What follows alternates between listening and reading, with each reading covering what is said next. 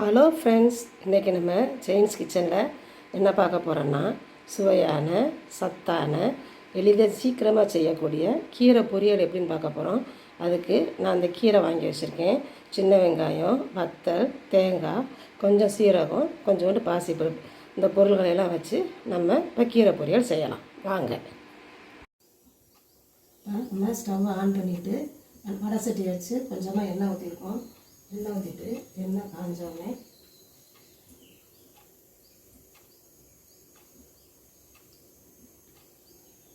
கொஞ்சம் போல் கடுகு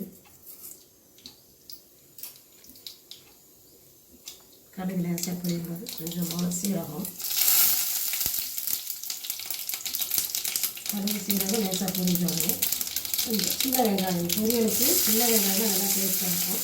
கொஞ்சம் சின்ன வெங்காயம் போட்டு லைட்டாக வதக்கிட்டு வத்தல் ஒரு 4 வத்தலை தூக்கி போட்டு அதையும் போட்டு லைட்டாக வதக்கணும்.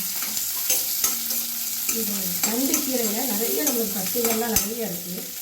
என்னென்ன சத்து இருக்குது அப்படின்னு பார்த்தீங்கன்னா, இதில் நார் சத்து அதிகமாக இருக்கிறதுனால நமக்கு ரத்தம் சுத்தமாகும். நிறைய அந்த பித்தம் உள்ளவங்க அடிக்கடி தண்டு கீரை சாப்பிட்டா அந்த பித்தம்லாம் கொஞ்சம் சரியாகும் அப்படின்னு சொல்லுவாங்க. அப்புறம் நம்மளை வயிற்று புண்ணு, அல்சர் இதெல்லாம் இருக்கிறது அடிக்கடி நம்ம என்ன செய்யலாம், கீரை சேர்த்துக்கிட்டோம்னா அந்த புண்ணெல்லாம் சீக்கிரமாக குணமாகும். வதக்கியாச்சு. வதக்கிட்டு இதில் கொஞ்சோண்டு உப்பு,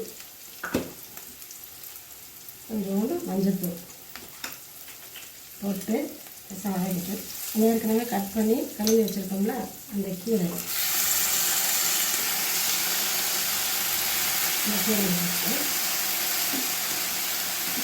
கொஞ்சம் போல் பாசிப்பருப்பு எடுத்து வச்சுருக்கோம்ல அந்த பாசிப்பருப்பு போட்டு தண்ணி எதுவுமே நம்ம ஊற்ற வேண்டாம்.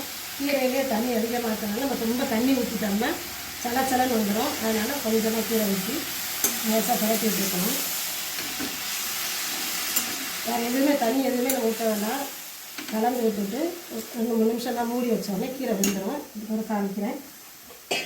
அது மாதிரி இந்த தண்டு கீரையில் கால்சியம் சத்து நம்மளுக்கு அதிகமாக இருக்குது. ஏற்கனவே இந்த கீரைகள்லேயே முருங்கைக்கீரைக்கும் வெந்தயக்கீரையில் தான் கால்சியம் சத்து அதிகமாக இருக்கும். அதுக்கு அடுத்தபடி அதிகமான கால்சியம் சத்து இருக்கிறது நம்ம தண்டு கீரைக்கு தான்.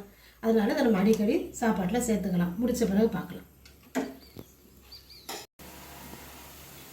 கீரை நல்லா வெந்துடுச்சு.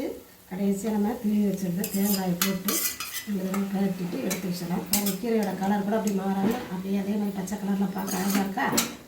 அவ்வளோதான், கீரை பொரியல், சுவையான தண்டு கீரை பொரியல் தயார். அதை எடுத்து வச்சுட்டு ஒரு பவுலில் நம்ம வச்சு சர்வ் பண்ணி நம்ம நல்லா பிள்ளைகளுக்கெல்லாம் கொடுத்தா நல்லா டேஸ்ட்டாகவும் இருக்கும்.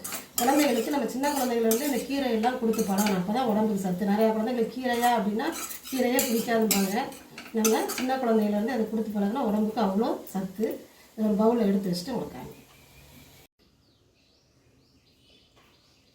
எங்கள் வீட்டில் செய்கிற கீரை பொரியல் எனக்கு ரொம்ப பிடிக்கும்.